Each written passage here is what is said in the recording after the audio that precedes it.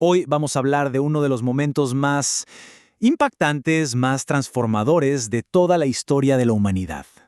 Pero a ver, esto va más allá de un simple hecho histórico. Hay que imaginarse esto: dos mundos enteros que crecieron y evolucionaron por miles de años sin saber el uno del otro. De repente, chocan. Y lo más increíble, lo que de verdad pone la piel de gallina, es la total incertidumbre de ese momento. El futuro de continentes enteros estaba literalmente pendiendo de un hilo. Nadie, pero absolutamente nadie, tenía la menor idea de lo que estaba por pasar. Ok, entonces, la pregunta es, ¿cómo se llegó a este punto?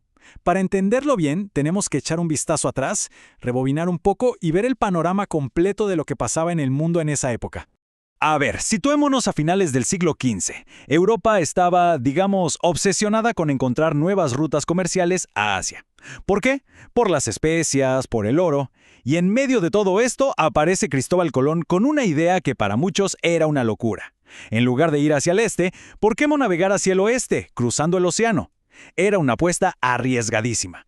Pero bueno, el 12 de octubre de 1492, esa apuesta dio frutos.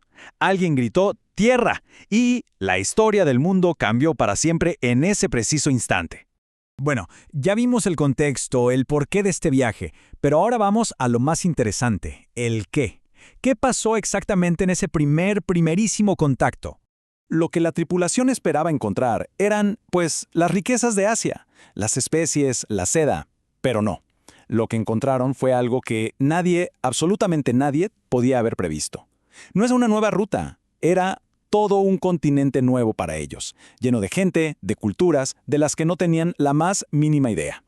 Y aquí viene la parte fascinante, porque el shock fue de los dos lados. Pensemos un poco en la perspectiva de los pueblos originarios. De repente ven llegar del mar estas montañas flotantes, hombres con pieles brillantes y montados en animales que nunca habían visto, los caballos. Debió ser alucinante. Pero ojo, que para los españoles el impacto no fue menor. No encontraron tribus aisladas y simples, sino ciudades organizadas, culturas complejísimas y un montón de idiomas que no sonaban a nada conocido.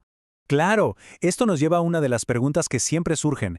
¿Es verdad que los indígenas pensaron que los españoles eran dioses? Es una idea muy popular, ¿no? Y sí, algunas crónicas de la época lo mencionan, pero hoy en día muchos historiadores piensan que, más que una creencia literal, pudo ser un malentendido cultural gigante. Imaginen la barrera del idioma, dos formas de ver el universo que no podían ser más diferentes, era muy fácil que las cosas se malinterpretaran. Y es por todo esto que la palabra descubrimiento se queda corta o incluso es incorrecta. No se descubrió una tierra vacía. Lo que hubo fue, y esto es clave, un encuentro, un choque, si se quiere, entre dos civilizaciones completas y complejas. Pero ese asombro inicial, esa curiosidad mutua, lamentablemente tuvo fecha de caducidad. Y muy pronto. Veamos cómo esa primera impresión se transformó en algo mucho, mucho más oscuro. Al principio, todo parecía ir bien. Hubo intercambios, los europeos ofrecían objetos, espejos y recibían comida, oro. Había curiosidad, gestos, intentos de comunicación. Por un momento parecía que podía haber un aprendizaje mutuo. Pero esa paz era frágil.